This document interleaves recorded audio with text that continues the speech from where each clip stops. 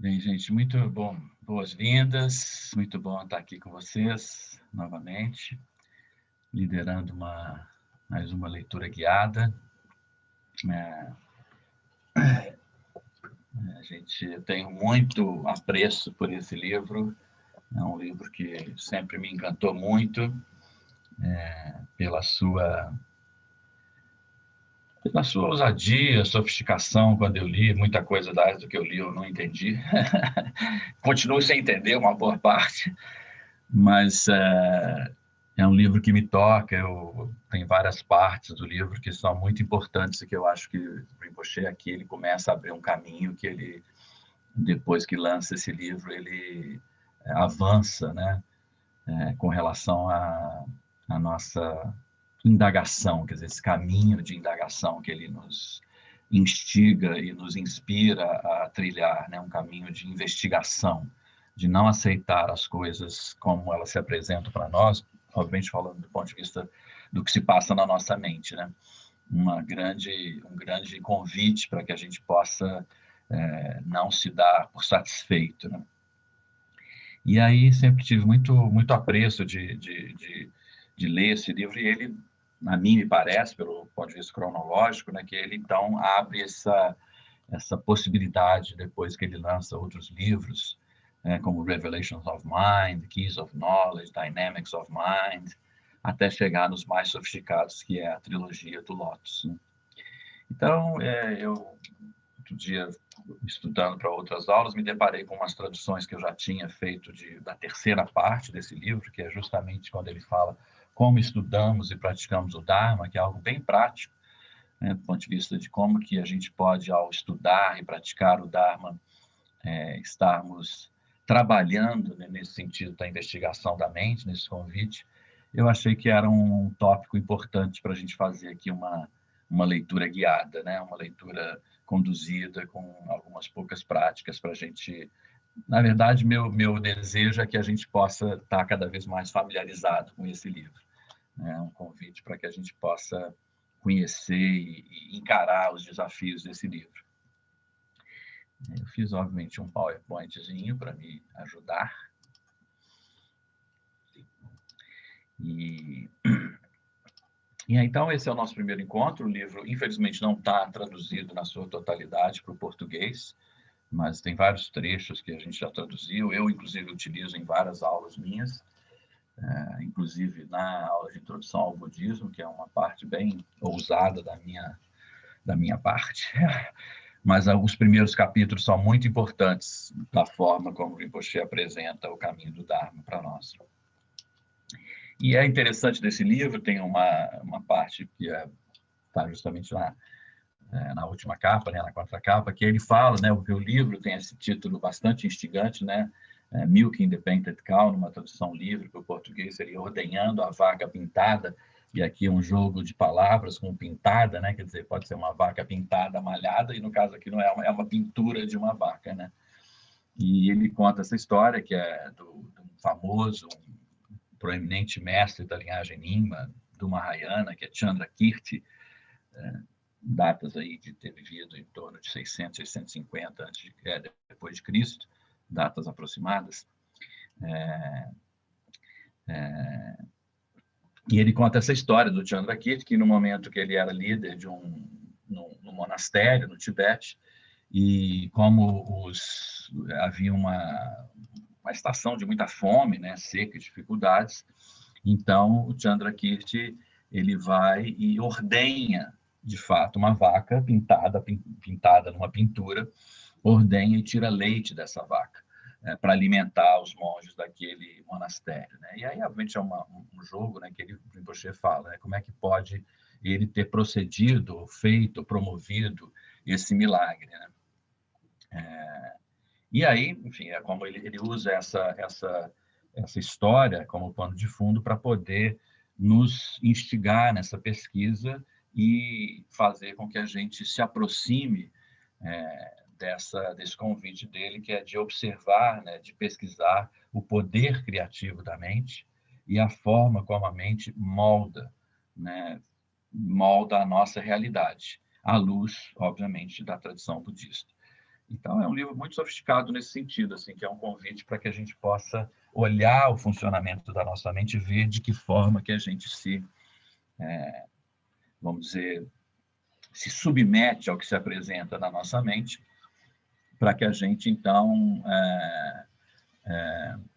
possa, vamos dizer assim, olhar como é que a nossa mente cria essa realidade para nós. Né? E aí, várias brechas para a gente poder fazer, entender as operações da mente. Então, a história de Chandrakirti, né? Lawa Dragpa, que é o nome dele em tibetano, Lawa Dragpa, foi um estudioso dos textos de Nagarjuna, né? Que é um importante mestre indiano, mas para o budismo mahayana e tibetano, que é, vamos dizer assim, o guardião do Prajnaparamita. Então, essa história é o pano de fundo, vamos dizer assim, né? Do que aconteceu e como que o Rinpoche usa esse mote para poder nos instigar nesse sentido. Então, eu vou ler uns trechos e eu queria, então, para que a gente pudesse começar, né? A gente pudesse acalmar a nossa mente, vamos acalmar usando o suporte da respiração. Então, coloque-se numa posição bastante confortável. Eu separei, quer dizer, nós vamos ler a parte final do livro e eu separei nesses 4 encontros para dar ênfase em alguns trechos para nós. Conecte com a sua respiração. Veja se você consegue ou se você pode trazer uma forma equilibrada de respirar, ou seja, ao mesmo tempo que você gasta inspirando, você vai gastar expirando. Então, você inspira em 1, 2, 3, 4 e expira em 1, 2, 3, 4.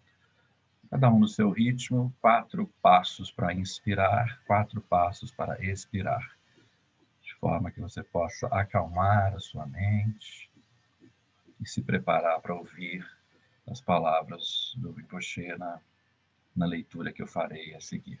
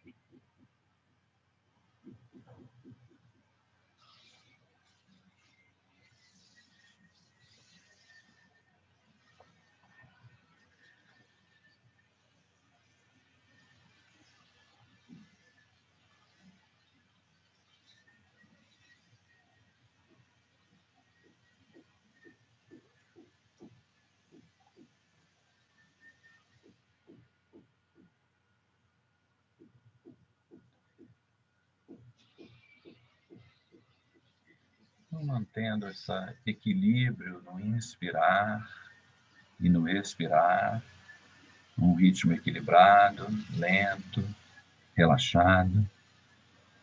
Você vai simplesmente acionar o seu sentido da audição para ouvir as palavras. Deixe que elas entrem no seu corpo, não se atenha aos significados literais de nenhuma delas. Já praticando dessa forma, deixe que as palavras do Rinpoche vos toque, vos sensibilize, se alguma outra chamar a atenção. Deixe que esse sentido vá sendo construído dentro de você. Como estudamos e praticamos o Dharma? Novas abordagens do Dharma. Pela bondade de meus mestres, cheguei a este país, Estados Unidos, com certo conhecimento das Escrituras, trazendo a linhagem de muitos ensinamentos importantes. No entanto, logo percebi que não poderia simplesmente transmitir esse conhecimento da maneira tradicional e comecei a explorar novas abordagens para os estudantes se engajarem no Dharma. Com o passar do tempo, desenvolvemos nosso próprio modo de praticar, nosso próprio caminho. O cerne desse caminho é o trabalho. Para estudantes do Dharma, prontos a investigar a operação do samsara e a desafiar a mente de ilusão, o trabalho revela a mente em ação. No início, os estudantes podem pensar em suas tarefas apenas em termos da produção de resultados, mas à medida que vencem os desafios que o trabalho envolve, pressão de tempo, falta de conhecimento, frustração, emoções negativas, eles começam a desenvolver uma noção clara de que estão em um caminho. A disciplina de acordar cedo, trabalhar até tarde e permanecer focado durante todo o dia permite-lhes observar os ritmos da mente, dia após dia. Trabalhando com atenção consciente e forte concentração para fazer o melhor e investigando, por meio do trabalho, quem são e como suas mentes funcionam, os estudantes estão seguindo o caminho da indagação delineado nos antigos sutras e shastras, sem enfatizar estudo formal, iniciações ou cerimônias, eles se conectam com a linhagem da realização. Ao responder ao desafio da produção de resultados, os estudantes aprendem que a mente pode ser transformada. Usando suas mãos e cabeças, podem ver o que significa disciplinar a mente e cuidar. Podem ver como o comprometimento transforma frustração em paciência, como a concentração transforma confusão em clareza. Focando na ação e em ser produtivos, podem confrontar altos e baixos emocionais, desafiar padrões não desejados e desenvolver resistência, flexibilidade e estabilidade. Aqueles que entram em nossa comunidade começam por razões pessoais, mas os que permanecem desenvolvem um amor por esse caminho do trabalho e o estilo de vida que ele sustenta. Aprender servindo ao Dharma. Quando nossa organização começou, quase ninguém tinha um conhecimento efetivo sobre o Dharma. Com o passar dos anos, aprendemos no exercício de fazer uma contribuição. Aprendemos os fundamentos da história e do pensamento budista, escrevendo sobre eles.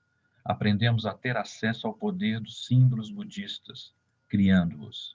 Aprendemos a apreciar a língua tibetana, produzindo livros tibetanos. Mais essencial ainda, aprendemos como seguir o caminho honrado, mais essencial ainda, aprendemos como a seguir o caminho honrado, honrando compromissos e deixando nossas intenções moldarem nossa conduta. Os resultados obtidos ensinam-nos a fé no trabalho disciplinado, uma fé bem apropriada à mente ocidental, já que está baseada em realizações tangíveis e pode ser aprofundada por nossos esforços. Dentro das estruturas que estabelecemos para assegurar bons resultados, temos a liberdade de aprender por nós mesmos. A cada dia, praticamos o Karma Yoga, as disciplinas da paciência, do esforço, da sensibilidade com relação às outras pessoas e do trabalho não dirigido a benefício pessoal. A cada dia, demonstramos, por meio de nossas realizações, o valor que o budismo pode oferecer ao mundo. O que já foi realizado por um pequeno grupo de pessoas é verdadeiramente surpreendente.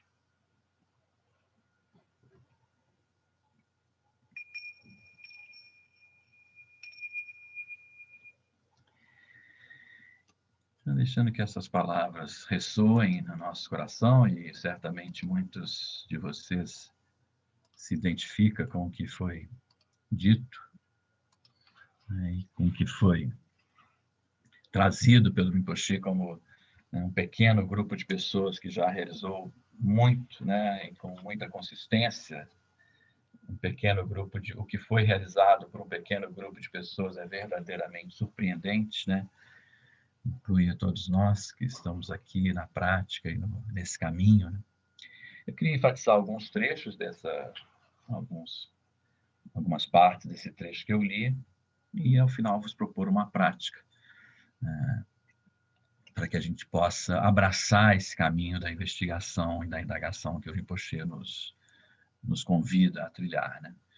Ele, logo de partida, né, o capítulo, essa parte que a gente chamou de Dharma no dia a dia, porque é assim que é chamado mesmo, é como estudamos e praticamos o Dharma, né, daily life, né, o Dharma no dia a dia. E aí ele inicia com as novas abordagens, quer dizer, isso é a trajetória do Rinpoche no Ocidente, quando ele chega e percebe que não adiantava, quer dizer, não era só trazer os ensinamentos tradicionais, mas que tinha que buscar uma forma desses ensinamentos fazer sentido para nós, né? A gente não tem a vivência e o tempo para ficar sentado e meditando, nos refugiarmos nos eremitérios das montanhas, nos lugares longínquos. O nosso dia a dia é pautado pelo trabalho, pela correria, pela necessidade de produzir e de gerar resultados, e cada vez mais, né? Então ele fala, logo percebi que não poderia simplesmente transmitir esse conhecimento da maneira tradicional. E isso muitas vezes é uma crítica, né, que as pessoas fazem. O Rinpoche não dá ensinamentos tradicionais, ou demorou muito para que ele pudesse nos saudar, nos honrar com os ensinamentos tradicionais, que obviamente ele nos oferece, né? Mas não é uma forma tradicional que ele adotou de ensinar. Comecei a explorar novas abordagens para os estudantes se engajarem no Dharma, quer dizer, ele viu ali uma possibilidade de trabalhar com a mente dos ocidentais, e inicialmente os americanos, né, os norte-americanos, e depois todos nós. E aí ele viu que, com o passar do tempo, ele próprio desenvolveu um modo de praticar, um modo de seguir o caminho, né? E o cerne desse caminho é o trabalho. Então, assim, a gente conhece, né? A gente está, muitos de nós, há muito tempo, né? E sabe que é por meio do trabalho que o Rinpoche oferece os ensinamentos para nós, oferece a oportunidade de nós praticarmos, de nós avançarmos nessa possibilidade de conhecermos cada vez mais a nossa mente, né? Nos tornarmos amigos da nossa mente, né? O caminho da habilidade é só um dos exemplos dessa linda linhagem que ele representa e desse caminho que ele nos apresenta. Por meio da realização do trabalho, a gente tem condições de descobrir os nossos pontos fracos, os nossos pontos fortes, para justamente desenvolver o nosso potencial em cima daquilo que a gente precisa desenvolver. Então, é uma forma que ele apresenta. É um caminho em ação, é a mente em ação. Ele fala isso literalmente, né? O caminho do trabalho, né? E aí, quando ele trata das novas abordagens, né, para os estudantes do Dharma prontos a investigar a operação do samsara e a desafiar a mente de ilusão, essa mente que não nos permite ver as coisas como elas são, que tende a nos manter apegados à nossa crença de um eu, à nossa autoimagem, às nossas fraquezas, às nossas emoções negativas. Ele diz que o trabalho é a oportunidade para que a gente possa desenvolver esse potencial, porque o trabalho revela a mente em ação. Então, está ali, acontecendo naquela hora. E é o momento que a gente pode observar e praticar isso. Trabalhando com a atenção consciente e forte concentração para fazer o melhor e investigando por meio do trabalho quem são e como suas mentes funcionam. Os estudantes estão seguindo o caminho da indagação delineado nos antigos sutras e shastras, né, que são os comentários dos grandes mestres sobre os sutras. Então, assim, para quem já trabalhou diretamente com o Lama Chef, ou para quem trabalhou com todos nós, né, que trabalhamos sob a orientação dele, né, sabemos dessa possibilidade, né? Quer dizer, quando a gente está trabalhando, trabalho de arte sagrada, trabalho na tradução dos livros, trabalho dando aula, né, trabalho cuidando da casa, é uma oportunidade da gente ver a nossa mente em ação. Como é que ela funciona? Onde é que a gente encontra as nossas barreiras, as nossas resistências, as nossas negatividades e também as nossas alegrias, as nossas felicidades. né? Então, assim, é o maior e o melhor laboratório para que a gente possa fazer isso. E, não obstante as pessoas acham que isso não seja tradicional, né? O Rinpoche fala exatamente isso, quer dizer, a gente está seguindo um caminho extremamente tradicional, né? Que está delineado, que está dito, né? Nos sutras, que são os discursos do Buda, e nos seus comentários. Então, sem enfatizar, ele simplesmente não enfatiza que a gente está fazendo isso de uma forma tradicional. Mas sem enfatizar estudo formal, iniciações ou cerimônias, nós nos conectamos com essa linhagem de realização. Então, foi o jeito que o Rinpoche usou para que pudesse trazer nós ocidentais, que temos uma necessidade de racionalizar, de justificar, de colocar em caixinhas, né, a forma de nos conectarmos a essa linhagem tradicional, né, receber esses ensinamentos, sem que houvesse, vamos dizer assim, essa maneira de iniciações. As iniciações se dão por meio do nosso engajamento no trabalho, né? Obviamente, as cerimônias em que participamos também nos conectam com essa linhagem. Então, acho muito importante a gente entender isso, né? Que o trabalho no Dharma, sobretudo, né? Claro que o trabalho no geral também, né? Quando estamos trabalhando, revela a nossa mente em ação. Então, é uma oportunidade ímpar para que a gente possa observar, né, o modo que ela opera. E aí ele nos aponta o caminho, né? Porque o Rinpoche diz, os estudantes aprendem que a mente pode ser transformada. Quantos de nós, né, entramos nesse caminho, entramos nessa comunidade de um jeito, né, arraigados em conceitos, presos em nossas limitadas autoimagens, e hoje já temos uma forma muito mais ampla e muito mais aberta de observar a nossa mente, né? De lidar com as nossas mazelas e lidar com os nossos a forma como a gente usa para revelar o nosso potencial. Os estudantes podem ver o que significa disciplinar a mente e cuidar, né? Então, essa maneira, que é uma maneira formal que ele nos dá, para que a gente possa estar praticando, né, o treinamento da nossa mente. Podem ver como o comprometimento transforma frustração em paciência, como a concentração transforma a confusão em clareza. Olha a oportunidade que o Rinpoche aponta, e mesmo assim a gente resiste, mesmo assim a gente coloca muitas vezes as nossas dificuldades antes de tudo. Mas o Rinpoche revela isso para nós, né? Comprometimento transforma frustração em paciência. É uma paciência que está ligada a uma ação, a ação de cuidar, a ação de fazer da melhor maneira possível, né? Paciência aqui não é simplesmente de ficar esperando acontecer, mas é a paciência de saber agir na hora que tem que agir, né? De saber cuidar daquilo que precisa ser cuidado, né? E a concentração, que é a nossa mente focada naquilo que deve estar fazendo, transforma a confusão, que em geral fica, né, nesse estado de dubiedade, vou para lá, vou para cá, faço, não faço, sou capaz, não sou capaz, transforma isso tudo em total clareza, né? Clareza do nosso, ou acerca do nosso real potencial. E aí tem essa palavra que é bastante tradicional, né? Ele diz que a cada dia praticamos o Karma Yoga. O Karma Yoga é a forma tradicional de se ensinar por meio da ação, né? Karma Yoga é essa maneira, é o sistema de ensinar por meio da ação. No caso aí, a ação é o trabalho, já que o Rinpoche nos diz isso, né? O trabalho revela a mente em ação. Então, pense cada um de vocês aí nos momentos em que você está trabalhando para o Dharma, ou no seu trabalho propriamente dito, do seu sustento, né? Como é que está a sua mente nesse momento? Aqui o Karma Yoga está ligado, obviamente, ao trabalho e à prática do Dharma, mas ele diz isso, que a gente, ao fazer isso, estamos praticando diariamente o Karma Yoga, né? É o yoga da ação, de olhar a mente em ação. As disciplinas da paciência, do esforço, da sensibilidade com relação às outras pessoas e do trabalho não dirigido a benefício pessoal. E aqui você pratica, né, no mínimo, essas 3 perfeições, digamos assim, né, que são absolutamente fundamentais para que a gente possa estar transformando a nossa mente, né?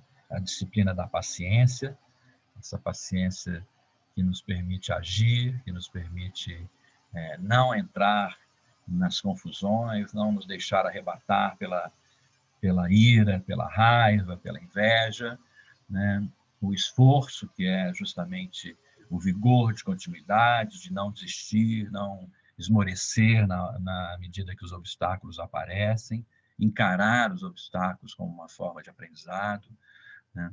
A sensibilidade com relação aos outros, quer dizer, de você conseguir ver o valor do outro, né, por meio da compaixão, por meio de se colocar no lugar do outro e também perceber que as dificuldades são para todos e os potenciais também estão disponíveis para que todos possam revelar, e da generosidade, de você fazer algo que tem um valor maior sem que você espere necessariamente algo em troca, né? Sem que você necessariamente tenha ou receba algum tipo de benefício maior do que o benefício de estar treinando a sua própria mente, de estar praticando para o seu engrandecimento, né? Então, eu acho esse trecho muito importante que eu extraí dessa parte, que ele fala aprender servindo ao dar. E quando a gente, então, estiver engajados nesse trabalho, né, a gente possa se conectar com essa missão, ou com essa intenção, ou com essa inspiração, que é a prática do Karma Yoga, né? O meio, ou seja, usar o trabalho como meio de aprimorar a nossa mente, como meio de revelar o nosso potencial. E aí, uma oportunidade de praticarmos as perfeições e de fato, revelar o nosso potencial para o mundo, para nós mesmos. E aí, o Rinpoche, no final desse capítulo, ele dá várias práticas, ele traz várias sugestões, né, sob esse mote. Então, eu vou, a cada encontro, trazer uma ou duas, dependendo do que eu achar relevante para nós e para que a gente possa, de alguma maneira, adentrar aí nesse caminho de investigação da mente, nesse caminho de conhecimento de como que a gente pode, por meio do trabalho, por meio da ação, observar e transformar a nossa mente, né? Então, o mote geral é esse. O Rinpoche diz que tomar o trabalho como prática do Dharma nos dá a oportunidade de seguir uma relevante linha de indagação. Então, é um convite definitivamente para que a gente possa entrar nesse caminho da indagação. Não tomar as coisas como prontas ou como fixas ou como tendo uma resposta. Quando a gente... É a frase do próprio Tartar Rinpoche, no livro Conhecimento de Tempo e Espaço, né? Ou Dinâmica de Tempo e Espaço, agora não sei corretamente, que ele diz, quando você diz, isto eu já sei, na verdade você está dizendo, eu paro por aqui. Então, assim, a gente poder criar essa abertura de, mesmo você achando que já sabe, indagar. É possível fazer diferente? O que eu não estou incluindo nessa minha investigação, né? E mais importante do que responder as perguntas é fazer as perguntas para que elas criem essa abertura, né? É isso que o Rinpoche nos instiga e nos inspira a fazer. O que importa, como ele diz, é aprendermos a identificar o ego e a autoimagem, os dois grandes obstáculos que nos retêm, que nos causam resistência, que não nos impedem, mas nos atrapalham, nos retardam, digamos assim, no caminho da investigação e no caminho da revelação do nosso potencial. Então, ele diz isso, o que importa é aprendermos a identificar o ego e a autoimagem em operação, sempre formulando mais perguntas. Então, na medida que você traz uma pergunta, isso vai deixando a autoimagem mais diluída, né? Vai criando essas arestas, essas frestas, para que a luz possa entrar em algo que você toma como sendo absolutamente, digamos, absolutamente fixo, ou pronto, ou resolvido, enfim, né? Em vez de nos assentar em uma determinada compreensão. Então, essa é uma prática geral para a gente ter, ao longo de todo o trabalho, né? A gente poder indagar o máximo e todo o tempo possível, para que a gente não tome a coisa como sendo pronta, ou isso eu já sei, isso eu faço dessa maneira, porque é assim que se faz. E aí nós vamos, minha sugestão, eu vou vos conduzir para uma prática, mas eu vou aqui descrever o que ele diz, que é algo bastante inspirador também, que está no final desse capítulo, é a prática examinar os sentidos. Pode parecer que nossos sentidos operam de maneira neutra, mas isso é porque não aprendemos a olhar de perto. Assim como a ciência aprendeu a investigar em profundidade os átomos e moléculas que compõem a matéria, também nós podemos aprender a olhar para como vemos, ouvimos, sentimos e conhecemos.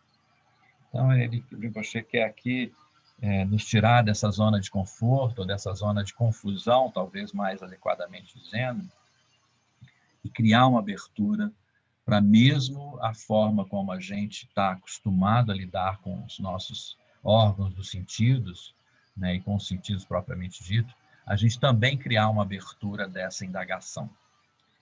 Então ele diz aqui, em vez de focalizar no que aparece aos sentidos, podemos tomar consciência da atividade de sentir e do modo como reagimos ao que percebemos. Então, em vez de simplesmente você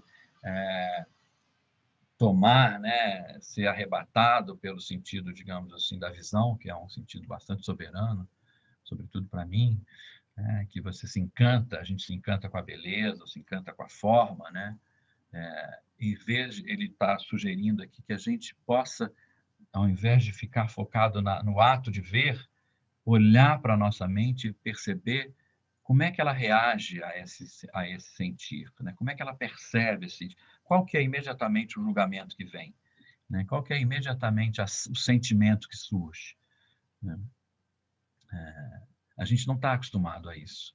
Nós somos treinados a simplesmente lidar com os sentidos, né?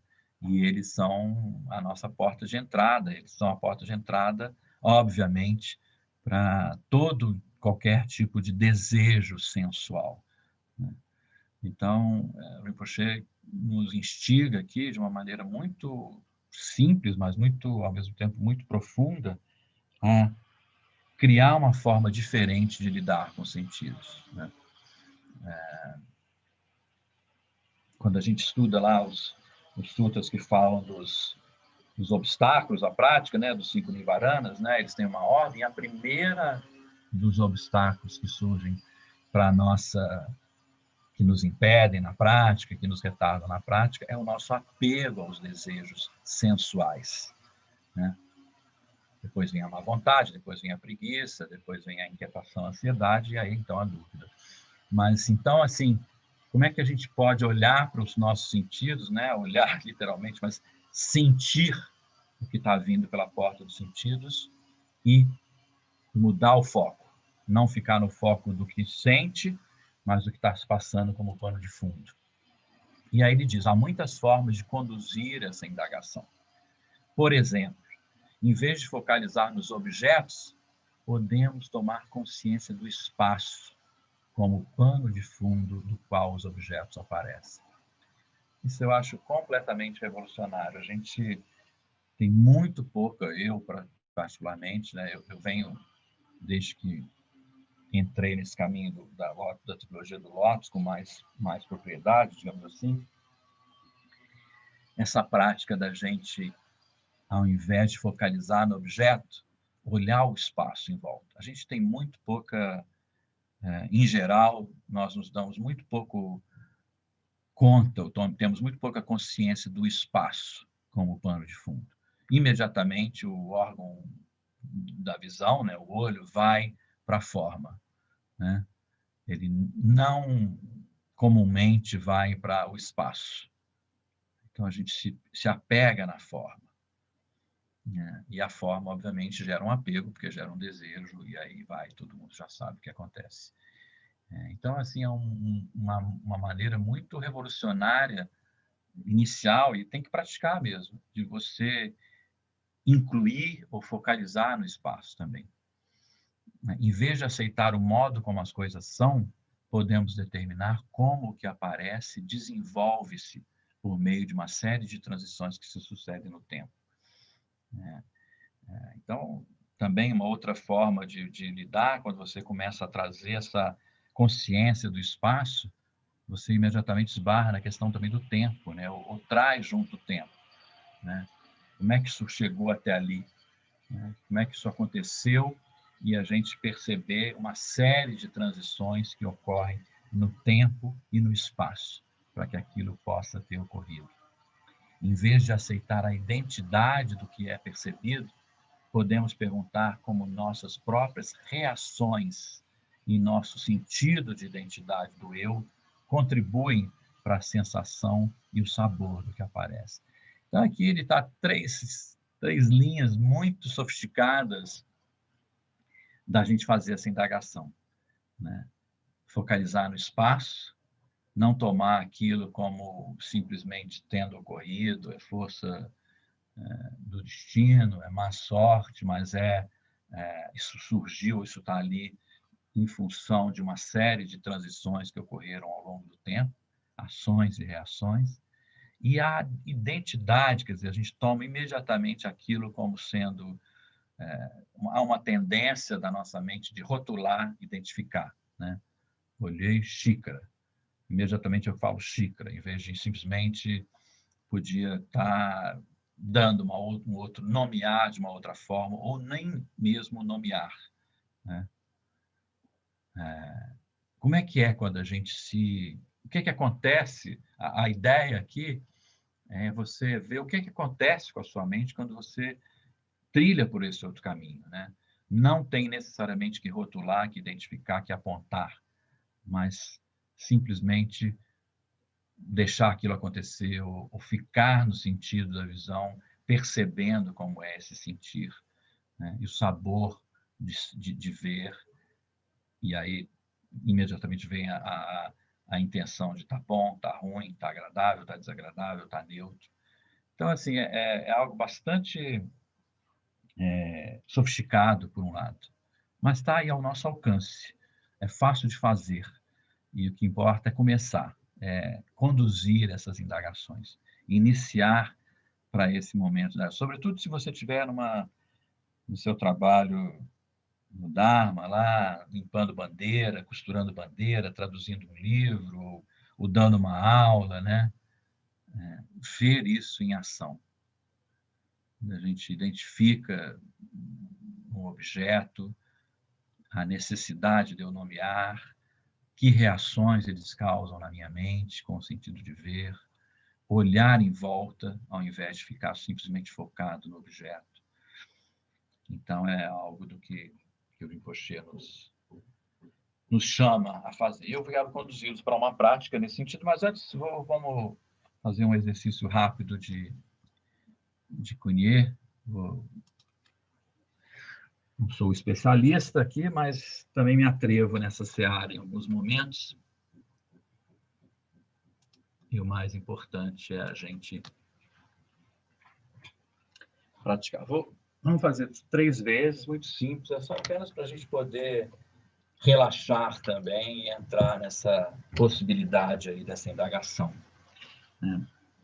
É o relaxando no espaço. Então, coloque-se de pé, de uma forma bastante confortável. Os braços estão ao lado e ao longo do corpo. Você está com uma base bem colocada. Os pés distantes um do outro, mais ou menos a distância do seu quadril.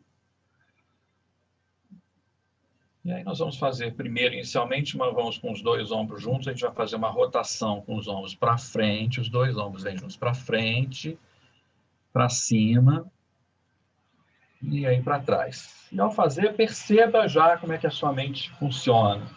Tá ruim, tá chato, que delícia. Veja o que acontece. Aí, mais uma vez, nós vamos fazer a rotação, a gente vai inspirar ao suspender os ombros, e a expirar na hora que fizermos a rotação para trás e para baixo.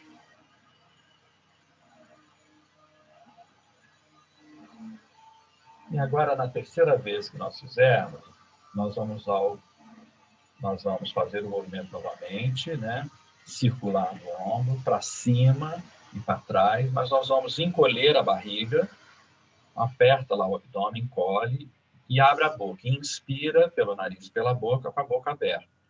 Então, encolhi a barriga, o abdômen e traz.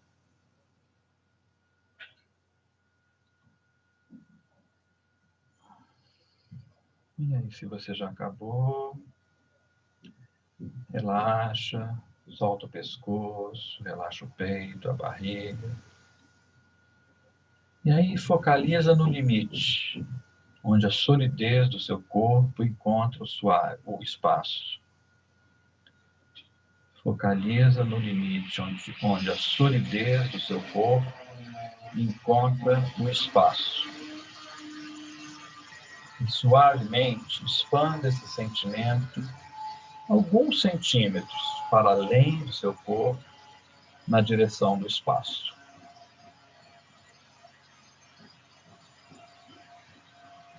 O limite da solidez do seu corpo com o espaço. É o relaxando no espaço.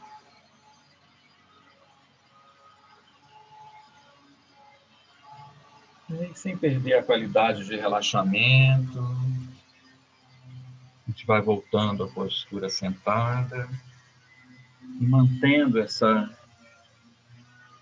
expansão dos sentimentos que vão para além do seu corpo.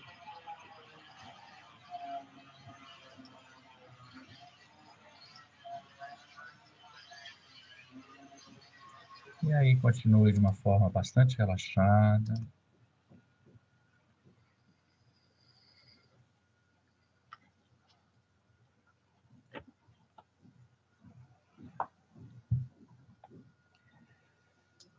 Uma posição confortável e relaxada.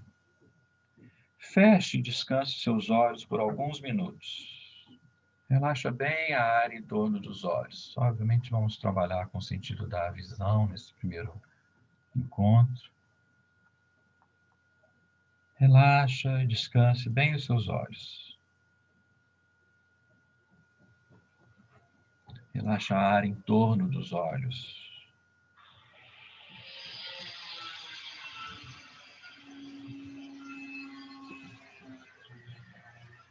Agora abra os olhos e simplesmente observe ao redor. Observe ao seu redor tão abertamente quanto possível, sem se esforçar para focar qualquer coisa em particular. Abra os olhos e simplesmente observe ao seu redor, de uma forma panorâmica, o máximo possível, sem se esforçar para focar qualquer coisa em particular.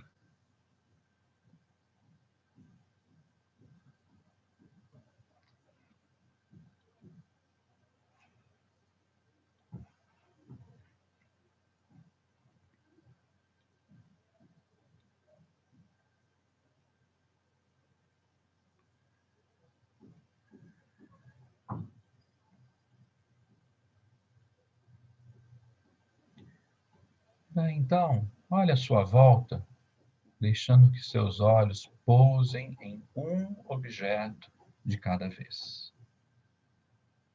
Olhe à sua volta, deixando que seus olhos pousem em um objeto de cada vez.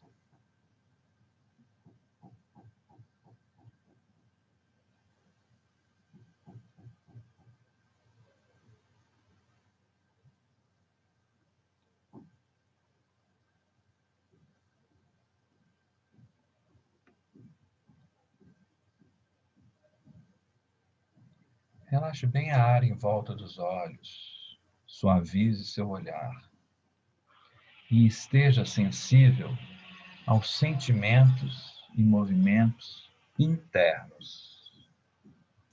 Na medida que você deixa o seu olho pousar em um objeto de cada vez, esteja sensível aos sentimentos e aos movimentos internos. Deixe a mente se aquietar E se pensamentos surgirem, deixe-os ir aonde quiserem.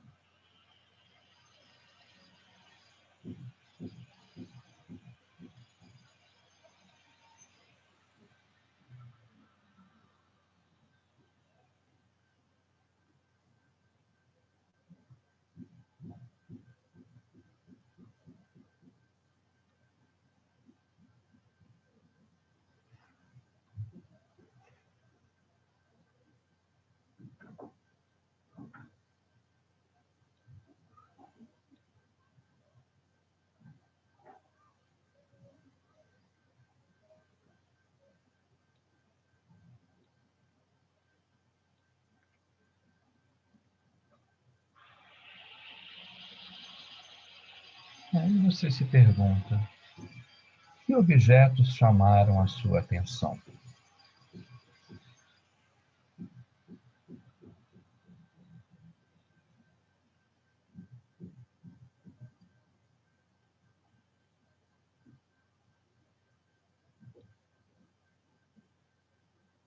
Que objetos chamaram a sua atenção?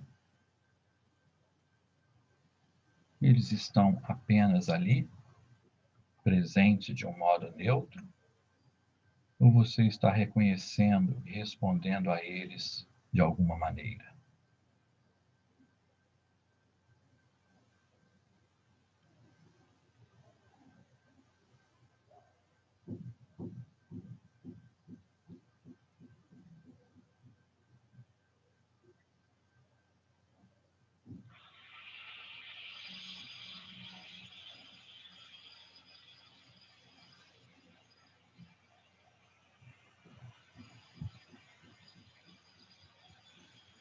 A sua resposta mostra atração, desinteresse ou repugnância.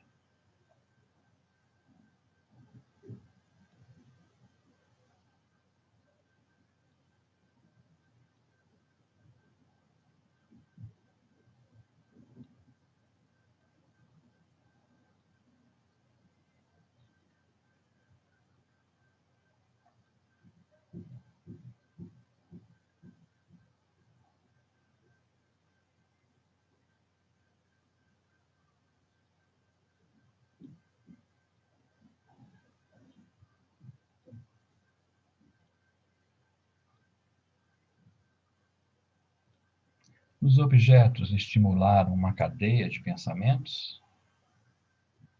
Ou os pensamentos apenas pipocaram, sem relação com o que você estava vendo?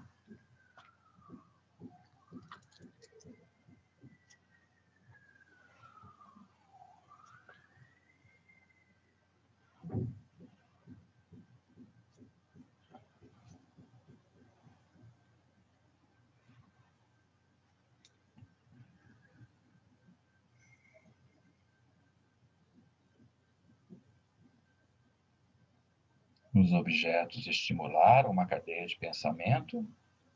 Ou os pensamentos apenas pipocaram, sem relação com o que você estava vendo?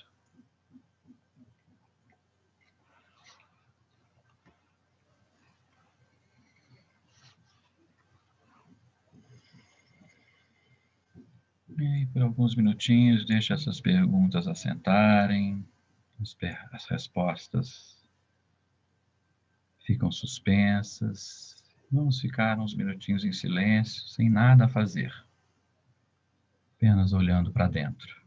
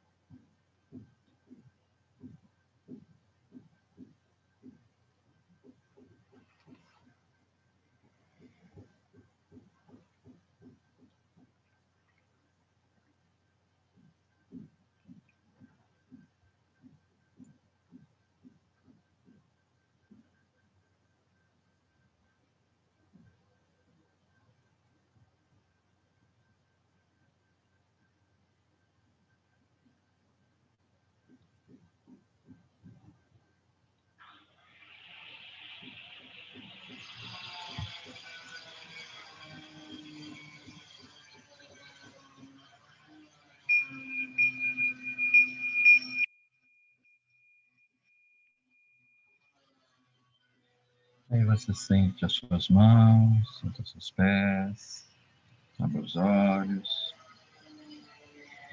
Antes de passar para um compartilhamento com vocês, eu quero aproveitar esses encontros para falar da forma como nós colocamos aqui o Karma Yoga em ação no nosso centro.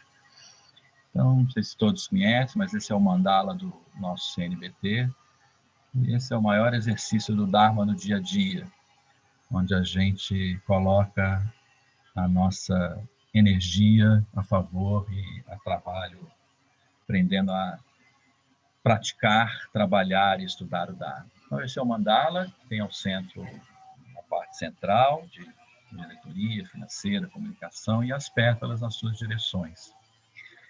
A pétala das publicações, da captação de recursos do armazém, arte sagrada e educação.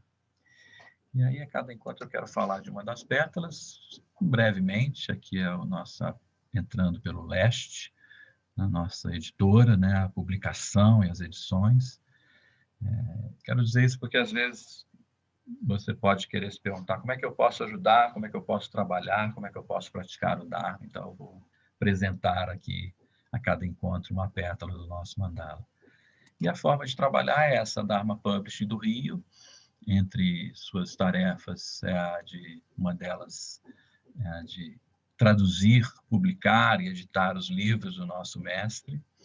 Então, a gente pode colocar a nossa mente em ação nas traduções, nas publicações, nas revisões, nas próprias edições, diagramações dos livros. Esse é o nosso próximo livro, que está surgindo agora em breve, já traduzido, já em fase de diagramação para impressão, que é o Cuidar com Sabedoria e com Compaixão e Sabedoria, que é a tradução de um dos livros mais importantes e recentes de Tartana Koshi sobre a possibilidade e a oportunidade de cuidar de nós mesmos e dos outros. Então, essa é uma forma que a gente tem de colocar, né, a nossa mente, o Karma Yoga em ação.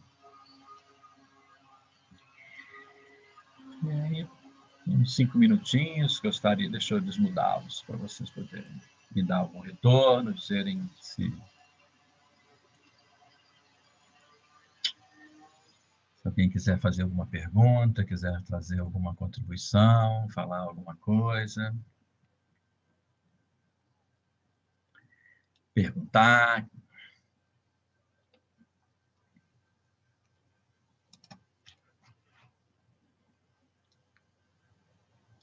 Nada, não é Bom, possível.